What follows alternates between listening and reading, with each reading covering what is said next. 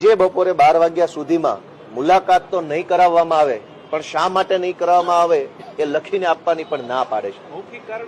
આટલી હદે તાનાશાહી ગુજરાતની અંદર થઈ છે કે એક તરફ ખેડૂતોના મુદ્દા ઉપર લડાઈ લડતા નિર્દોષ ખેડૂતોને માર માર્યો, બીજું એમની ઉપર FIR કરી, ત્રીજું એમને જેલમાં પૂર્યા, અને ચોથો અત્યાચાર કે કોઈ આગેવાન જ્યારે આ ખેડૂતોને મળવા જેલમાં જવા માંગે છે તો આગેવાનને પણ રોકવામાં આવે છે. આ ગુજરાતમાં ભાજપની તાનાશાહીની હદ થઈ ચૂકી છે. આ તાનાશાહી, આ ગુંડાગીરી, સત્તાના અભિમાન સામે અમે બધાએ એકજૂટ બની અને લડી રહ્યા છીએ. જેલમાં જે ખેડૂતો બંધ છે એમની સાથે અમારો પૂરેપૂરો સપોર્ટ છે. જે ખેડૂતો જેલમાંથી છૂટ્યા છે એમને ગઈકાલે જ અરવિંદ કેજરીવાલજી રૂબરૂ મળ્યા, એમના પરિવારજનોને મળ્યા, એમની હિંમતને બિરદાવી અને આશ્વાસન આપ્યું છે. પણ ફરી એ જ સવાલ કે જેલ તંત્ર કોના ઇશારે અથવા ભાજપના કયા નેતાના પેટમાં તેલ રેડાય છે કે અરવિંદ કેજરીવાલ ગુજરાતના ખેડૂતો ન મળવા જોઈએ? મારે ભાજપની કોઈ કારણ જેલમાં મળવા જવા નહીં દેવાનું કોઈ કારણ અત્યાર સુધી આપવામાં આવ્યું નથી. બસ નહીં મળવામાં આવે. અમે એમ પૂછીએ છીએ કે ગુજરાતના ખેડૂતોને અરવિંદ કેજરીવાલ મળે એમાં ખોટું શું છે? અને હું તો ત્યાં સુધી કહીશ કે જો અરવિંદ કેજરીવાલને ખેડૂતોને મળવા ન દેવા હોય તો ભાજપના નેતા જઈ અને ખેડૂતોના હાલચાલ પૂછી આવે જેલમાં.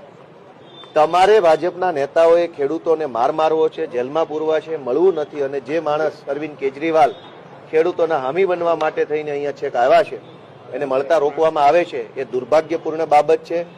અમે જેલમાં બંધ રાજુભાઈ કરપડાના પિતાશ્રી છે એમના માધ્યમથી મુલાકાતની કોશિશ કરી રહ્યા છે, તો એ મુલાકાત માટે પણ યોગ્ય જવાબ આપવામાં આવતો નથી. કુલ મળીને દાદાગીરી ઉપર ભાજપની સરકાર ઉતરી આવી છે. ખેડૂતો ઉપર જુલમ કર્યા પછી ખેડૂતોને નહીં મળવા દેવા માટેના તમામ પ્રયત્નો થઈ રહ્યા છે.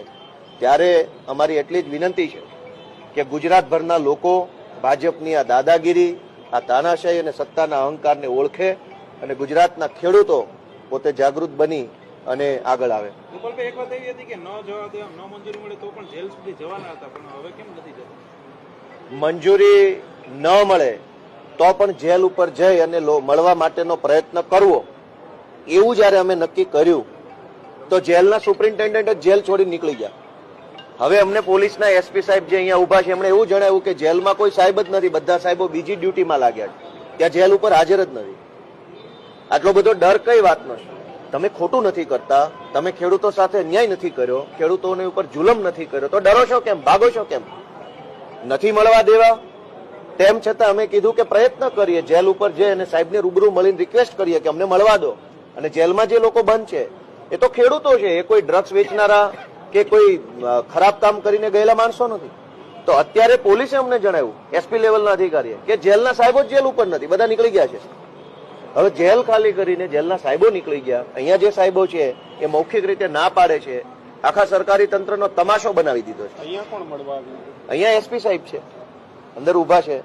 SP સાહેબે મને ધ્યાન દોર્યું, મને અને ચૈતરભાઈને વ્યક્તિગત રીતે મૌખિક કીધું કે ભાઈ મળવા દેવામાં નહીં આવે, જેલના અધિકારી સાથે વાત થઈ છે.